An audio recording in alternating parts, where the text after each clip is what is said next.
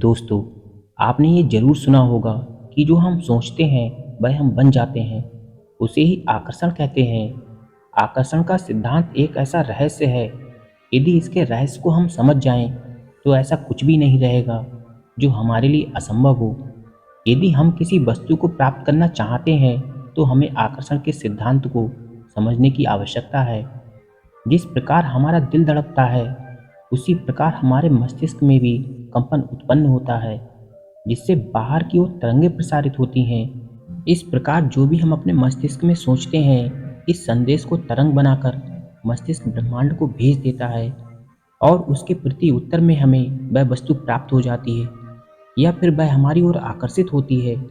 यदि हम नकारात्मक चीज़ें सोचेंगे, तो हमारी ओर नकारात्मक वस्तुएं आकर्षित होंगी, और यदि हम सकारात्मक सोचते हैं, तो सकारात्मक चीज़ें हमारी ओर आकर्षित होंगी।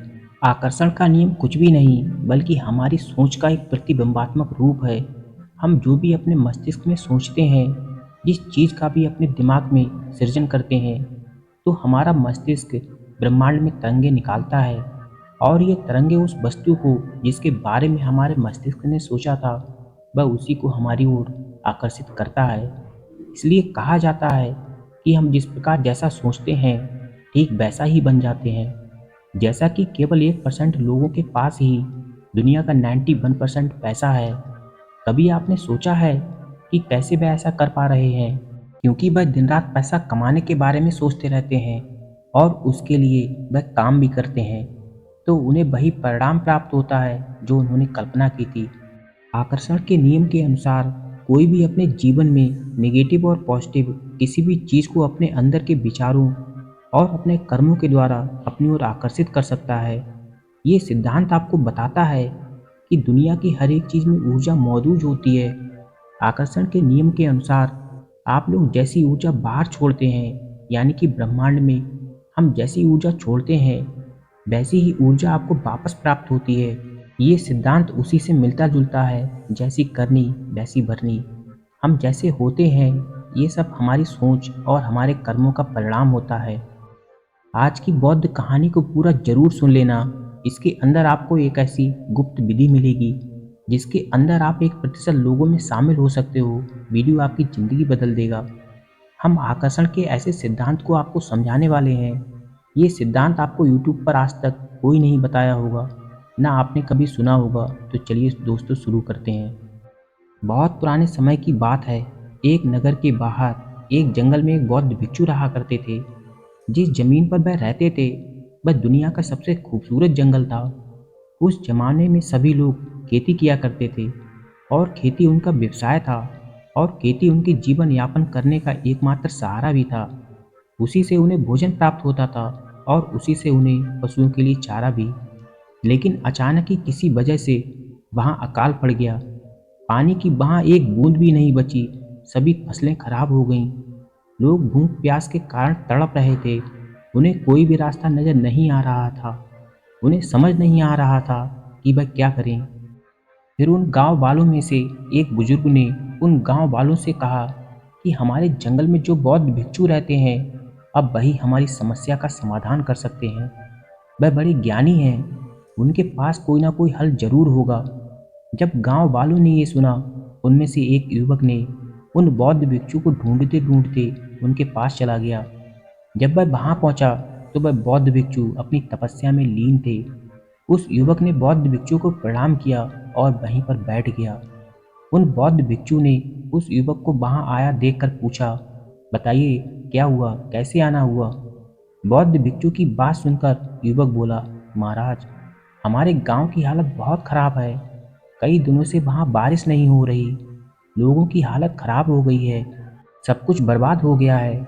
आज से पहले हमारे गांव में इतना बड़ा सूखा कभी नहीं पड़ा। लोग भूख प्यास के कारण तड़प रहे हैं। ऐसा लग रहा है कि सभी लोग भूख प्यास के कारण ही मारे जाएंगे। अगर ऐसे ही हालात चलते रहे, तो पूरा गांव ही खत्म हो जाएगा। पूरा गांव समाप्त हो जाएगा। महाराज, अब आप ही कुछ कर सकते हैं। आप लोगों को बचा सकते हो, क्योंकि मुझे पता है कि आप कोई ना कोई ऐसी विधि अवश्य जानते होंगे जिससे लोगों की जान बचाई जा सके और बारिश हो सकती है। उस युवक की बात सुनकर वह बौद्ध भिक्षु कुछ सोचते हैं और कुछ देर सोचने के बाद उन बौद्ध भिक्षु ने कहा, ठीक है, मैं तुम्हारी मदद अवश्य करूँगा। ये कहकर वह बौद्ध भिक्षु वहाँ से उठे और वहाँ से थोड़ी दूर जाकर खड़े हो गए और हाथ जोड़कर कुछ करने लगे। ये सब जब उस युवक ने देखा तो उसे कुछ समझ नहीं आया कि ये बौद्ध भिक्षु हाथ जोड़कर क्या कर रहे हैं। कुछ देर बाद बौद्ध भिक्षु ने कहा कि जाओ, अब बारिश हो जाएगी।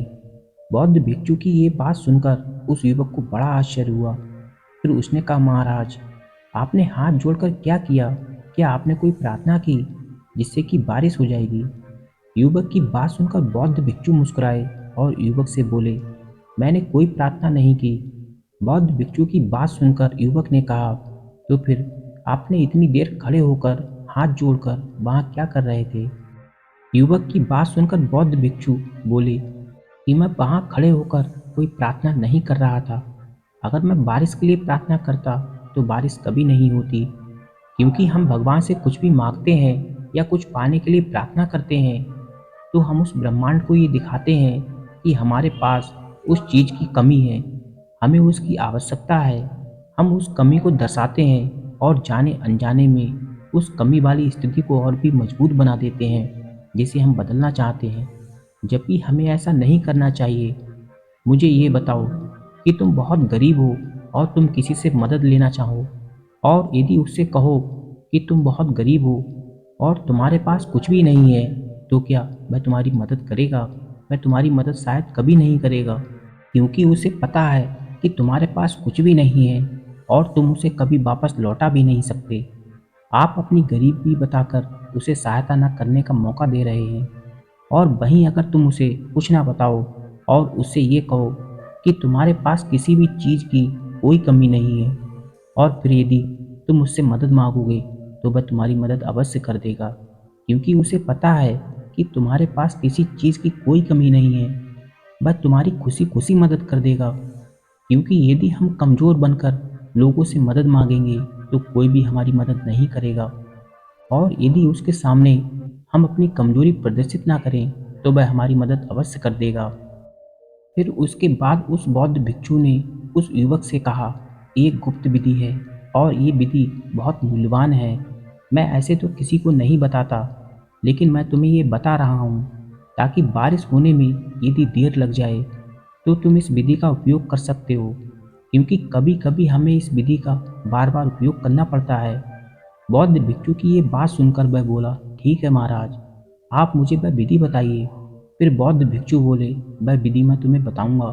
तुम अगर इस विधि का गलत प्रयोग करोगे तो ये विधि काम नहीं करेगी, इसलिए ध्यान से सुनना और ध्यान से इस विधि को समझना। इसके बाद बौद्ध भिक्षु बोले कि जब मैं तुमसे थोड़ी दूर गया तो वहाँ जाने के बाद मैंने कोई प्रार्थना नहीं की, ना कोई निवेदन किया। हाँ, लेकिन मैंने उस समय उस चीज़ को महसूस किया, उस समय को महसूस किया कि बारिश हो रही है, और जब बारिश हो रही है तो मैं उसमें कैसा महसूस कर रहा हूँ। उस युवक ने कहा कि महाराज, मेरी कुछ समझ में नहीं आ रहा है, आप मुझे क्या कहना चाहते हैं? आप जरा मुझे विस्तार से बताइए, आपने वहाँ जाकर असल में क्या किया? और फिर उन बौद्ध भिक्षु ने पूरी बात विस्तार से बताई और कहा कि जब मैं वहाँ गया तो नंगे पैर खड़े होकर अपने दोनों हाथों को ऊपर उठाकर अपने पूर्वजों, अपने देवताओं और अपने पितरों को दिल से पुकारा और उन सब से कहा कि मुझे आप लोगों का साथ चाहिए। और उस वक्त मैं अपनी आंखों को बंद कर मैंने देखा कि मेरे गांव में बहुत तेज बारिश हो रही है। मैं कीचड़ में खड़ा हूँ और मिट्टी की धीमी धीमी सोंधी सोंधी खुशबू ले रहा हूँ।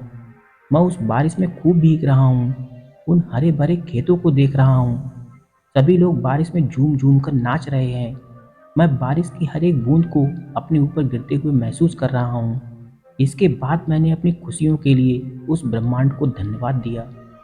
ये बात सुनकर उस युवक को विश्वास नहीं हुआ, लेकिन फिर वह बौद्ध भिक्षु को प्रणाम करके अपने गांव वापस आ गया।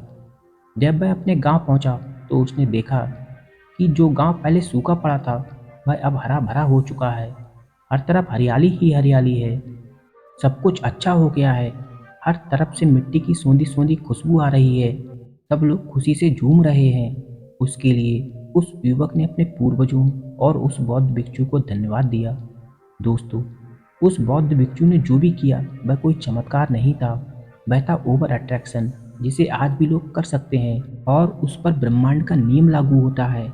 जिस तरह बताया कि मैंने उस चीज़ को महसूस किया, उस पल को महसूस किया, उसे ही आज के वैज्ञानिक और बड़े बड़े संत महात्मा लोग उपयोग में लाते हैं, जिससे वह जो कुछ भी चाहते हैं वह उन्हें मिल जाता है।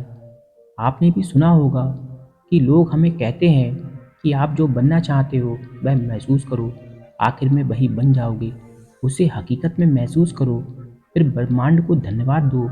जैसा कि जो लोग सफल होते हैं वह सफलता के लिए हमेशा धन्यवाद अदा करते हैं उन लोगों को और ब्रह्मांड को जिसकी वजह से वह लोग सफल हुए हैं। उस युवक ने भी उस ब्रह्मांड को उस चीज़ के लिए धन्यवाद दिया जो उनके पास थी ही नहीं, लेकिन उन्होंने उस ब्रह्मांड को ये नहीं दिखाया कि वह चीज़ उनके पास नहीं है, बल्कि उन्होंने तो ब्रह्मांड को ये महसूस करवाया कि वह वस्तु उनके पास है और फिर उसी चीज़ को लेकर ब्रह्मांड को धन्यवाद दिया।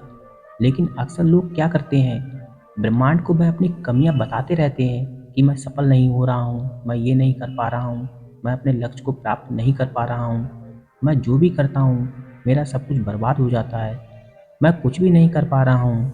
और यही नकारात्मक विचार हम ब्रह्मांड को देते हैं और ब्रह्मांड भी उन्हें ग्रहण करता है और सोचता है कि कुछ भी नहीं कर सकता, फिर वह आपकी मदद नहीं करता। लेकिन जब हम ब्रह्मांड को ये बताते हैं कि हम सफल इंसान हैं, हम सब कुछ हासिल कर सकते हैं और अपने लक्ष्य तक अवश्य पहुंचूंगा, तो उस ब्रह्मांड को लगता है कि हम में वह पावर है, हम वह कर सकते हैं, तो फिर ये ब्रह्मांड आपकी सहायता करने में लग जाता है। जब भी हम किसी चीज़ के बारे में महसूस करते हैं और फिर धन्यवाद अदा करते हैं, तो फिर इस ब्रह्मांड को लगता है कि आपके पास वह चीज़ है, आपको और देनी चाहिए। और ब्रह्मांड के नियम के अनुसार जैसी ऊर्जा ब्रह्मांड को भेजोगे, वैसी ही ऊर्जा ब्रह्मांड आपको भेजेगा। जैसे हालात उसके सामने रखोगे, वैसे ही हालात आपको वापस कर देगा। उस बौद्ध भिक्षु ने भी यही किया, बारिश को महसूस किया, उस स्थिति को महसूस किया और कुछ ही दिनों के बाद ही ब्रह्मांड ने उसे लौटा दिया। वहाँ पर बारिश हो गई, जैसा उसने महसूस किया था वैसा ही माहौल बन गया। इसलिए यदि आप अपने जीवन में कुछ भी पाना चाहते हो, कुछ भी बनना चाहते हो, तो उस चीज़ को महसूस करो, क्योंकि जब भी हम अपने लक्ष्य के लिए मेहनत करते हैं तो पूरी कायनात हमें सफल बनाने में लग जाती है। यदि हम अपने लक्ष्य के लिए मेहनत ही नहीं कर रहे हैं तो हमारा साथ कोई नहीं देगा। इसलिए ब्रह्मांड को सकारात्मक विचार दो और सकारात्मक विचार ही ब्रह्मांड आपको वापस लौटा देगा।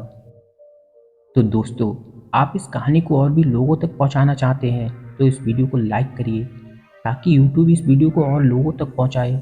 और अगर आपको इस कहानी से कुछ अलग सीखने को मिला हो तो चैनल को सब्सक्राइब जरूर करिए। मिलता हूं अगली बार इसी तरह की और कहानी में। तब तक के लिए शुक्र करो, सब्र करो और ज़िंदगी में हमेशा आगे बढ़ो।